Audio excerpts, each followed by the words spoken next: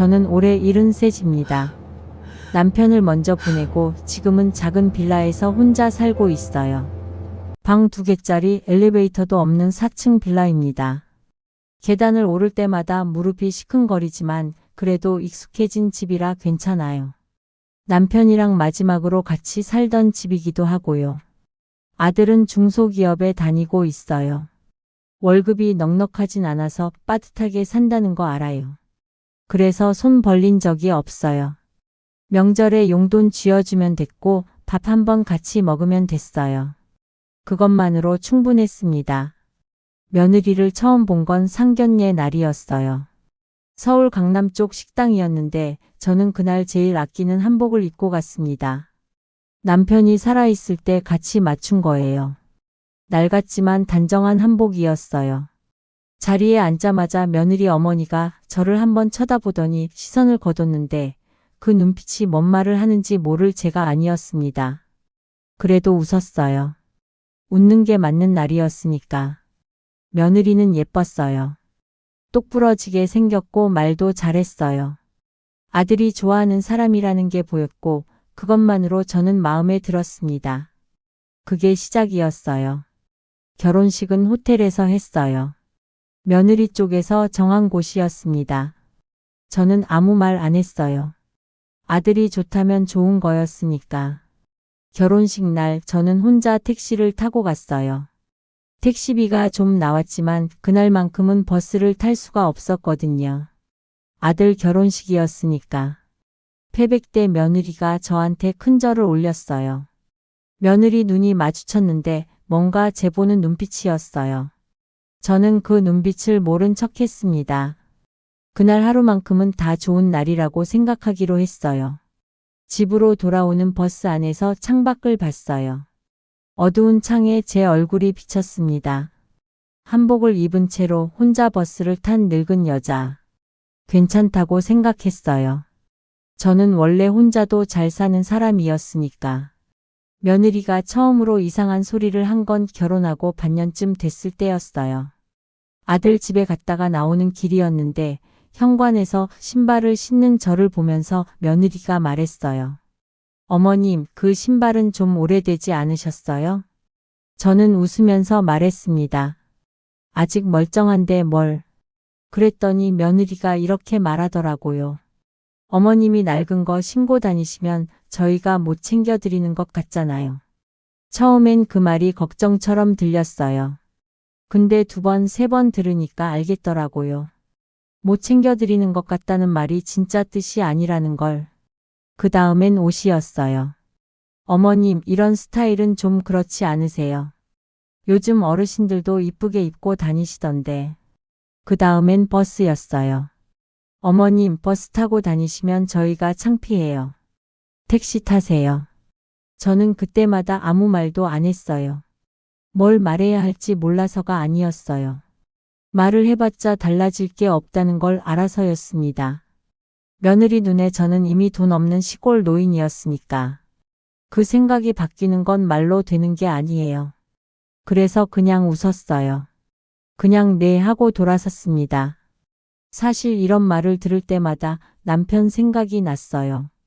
남편은 제가 뭘 입어도 뭘 타고 다녀도 한 번도 뭐라 한 적이 없었거든요. 그 사람이 살아있었다면 아마 며느리한테 한마디 했겠지. 그런 사람이었어요. 말수가 적은데 꼭 해야 할 말은 하는 사람. 남편이 세상을 뜬 건 7년 전이에요. 암이었어요. 오래 앓지는 않았어요. 진단받고 8개월 만에 갔습니다.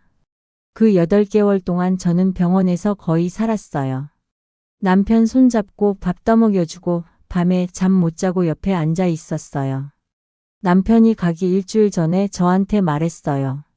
당신 혼자 두고 가는 거 마음에 걸린다. 저는 웃으면서 말했어요. 나 혼자도 잘 살아. 걱정 마. 그 말이 사실이었어요. 저는 원래 강한 사람이었으니까. 근데 그날 밤 남편이 잠든 걸 보면서 처음으로 소리 내서 울었어요. 병원 복도에 나가서 아무도 없는 밤에. 남편이 떠나고 나서 저는 재산을 정리했어요.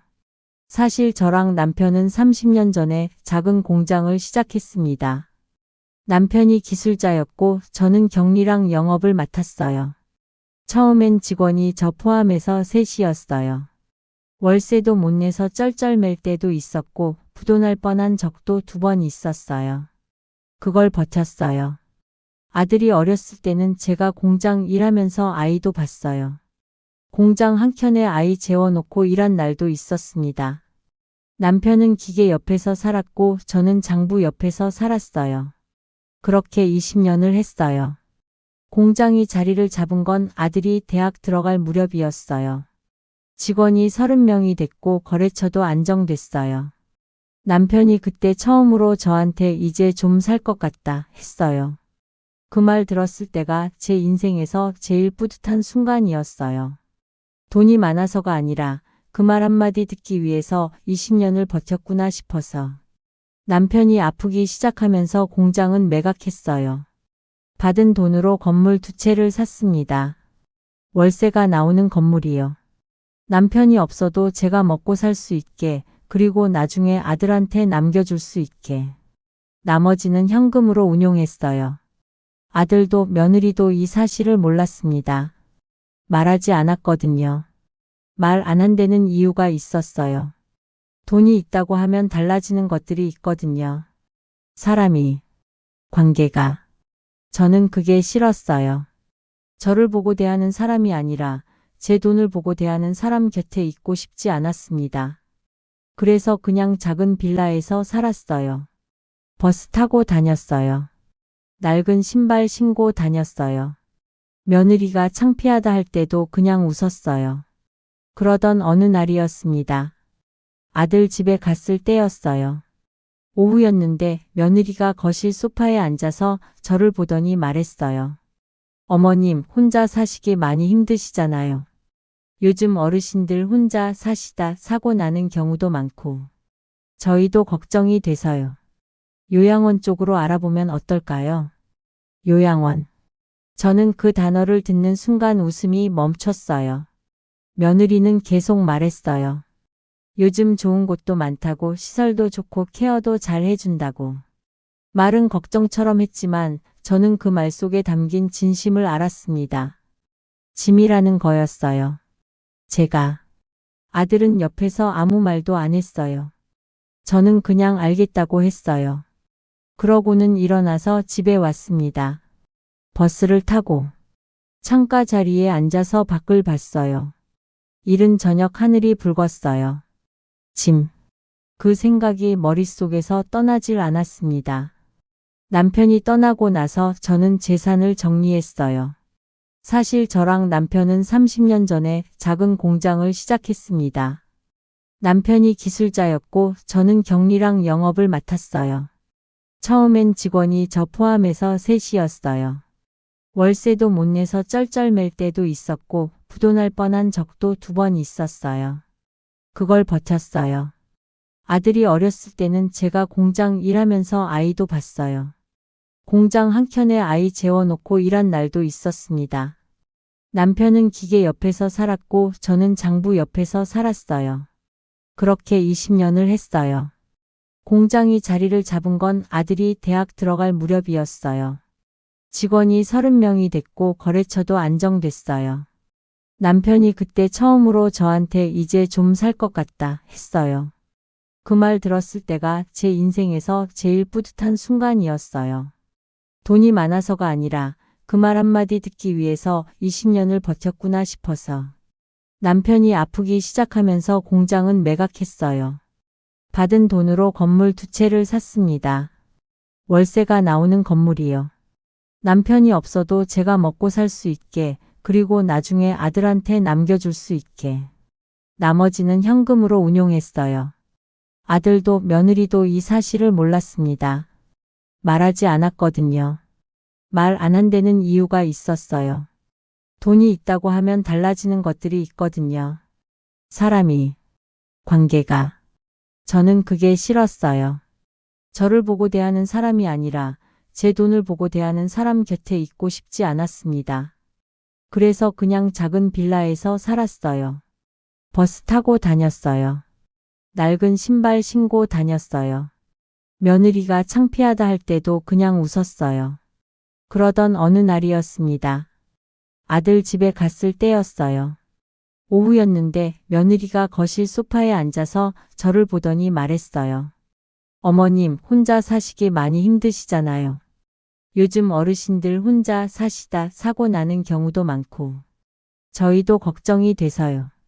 요양원 쪽으로 알아보면 어떨까요? 요양원. 저는 그 단어를 듣는 순간 웃음이 멈췄어요. 며느리는 계속 말했어요. 요즘 좋은 곳도 많다고, 시설도 좋고 케어도 잘 해준다고. 말은 걱정처럼 했지만 저는 그 말 속에 담긴 진심을 알았습니다. 짐이라는 거였어요. 제가. 아들은 옆에서 아무 말도 안 했어요. 저는 그냥 알겠다고 했어요. 그러고는 일어나서 집에 왔습니다.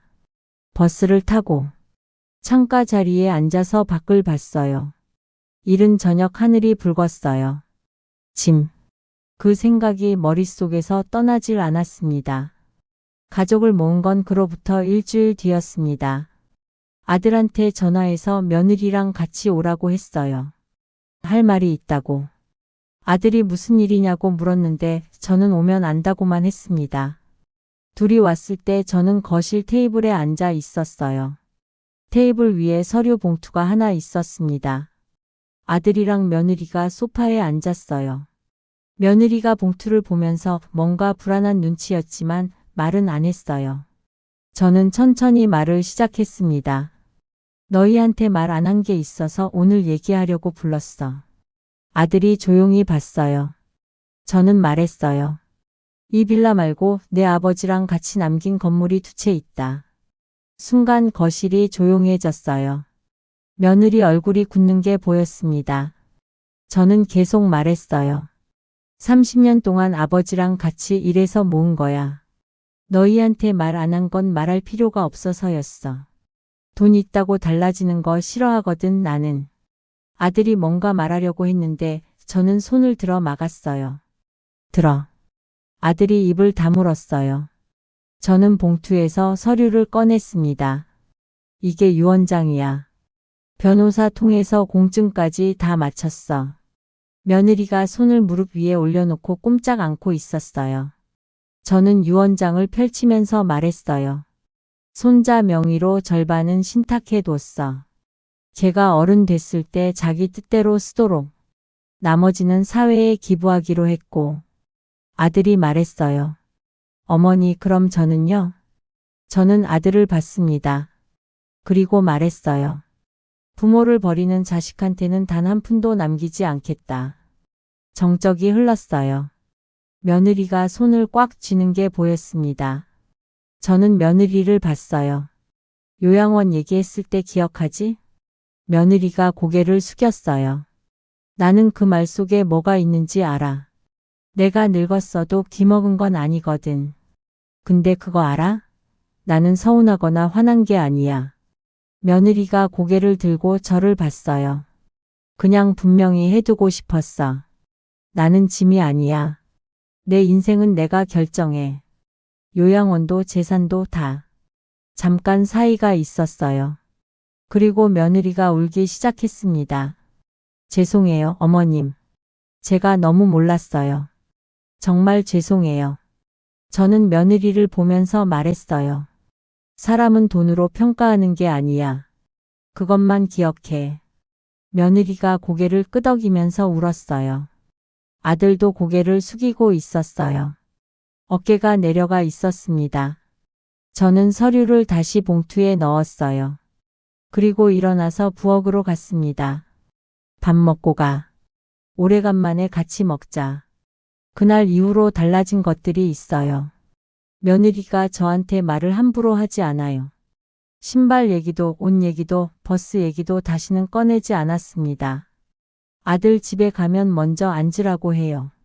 밥도 먼저 떠줘요. 근데 솔직히 말할게요. 그게 두려움에서 나온 건지 진심에서 나온 건지는 저도 몰라요. 아직은. 사람이 바뀌는 건 하루 이틀에 되는 게 아니거든요. 시간을 봐야 알아요. 저는 기다릴 수 있어요. 73이지만 아직 시간이 있으니까. 제가 재산을 손자한테 신탁하고 사회에 기부하기로 한 건 며느리한테 복수하려는 게 아니었어요.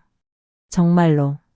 그건 제가 30년 동안 남편이랑 같이 일하면서 배운 거예요. 돈은 버는 것보다 쓰는 게 더 어렵다는 것. 제대로 쓴 돈만 남는다는 것. 자식한테 그냥 쥐어주는 건 쉬워요. 근데 그게 꼭 좋은 것만은 아니에요. 손자가 스스로 살아가는 힘을 기르는 게 제가 쥐어주는 돈보다 더 값진 거라고 생각하거든요. 기부는 남편한테 하는 약속 같은 거예요. 우리 받은 것들 다 갚고 가자. 그 사람이 살아 있었다면 좋아했을 거예요. 저는 아직 건강해요. 매일 아침 빌라 계단을 오르내리고 무릎이 시큰거려도 동네 한 바퀴 걷습니다. 밥도 직접 해먹고 청소도 직접 해요. 누가 도와줘야 할 만큼 아프지 않아요. 며느리가 요양원 얘기를 꺼냈을 때 저는 무섭지 않았어요. 무서웠으면 흔들렸겠죠. 근데 저는 흔들리지 않았어요. 왜냐면 제가 어떤 사람인지 저는 알거든요. 30년 동안 공장을 지킨 사람이에요. 남편 병수발을 8개월 혼자 한 사람이에요. 그 세월을 버텨온 사람이 요양원 소리 하나에 무너질 리가 없어요. 사람은 자기 안에 뭔가가 있으면 남이 뭐라 해도 안 흔들려요. 저한테는 그게 있었어요. 그게 뭔지는 딱 잘라 말하기 어렵지만 굳이 말하자면 살아온 시간 같은 거예요. 남편이랑 손잡고 새벽에 공장 문 열던 그 시간들, 아들 재워놓고 장부 펼치던 그 밤들, 남편 손잡고 병원 복도를 걷던 그 발걸음들. 그게 다 저한테 남아있거든요. 그게 재산이에요. 진짜. 버스는 아직도 타요. 며느리가 뭐라 해도 저는 버스가 좋아요. 창가에 앉아서 밖을 보면 세상이 다 보이거든요. 걸어가는 사람들, 장 보고 오는 할머니들, 학교 끝나고 떠드는 아이들. 그게 좋아요. 그냥. 오늘도 버스 타고 시장 다녀왔어요. 고등어 사고 두부 사고 파 한 단 샀어요. 집에 와서 고등어 조림 해 먹었습니다. 혼자 먹는 밥이지만 맛있었어요. 제 인생은 아직 끝나지 않았어요. 이제 겨우 73이거든요.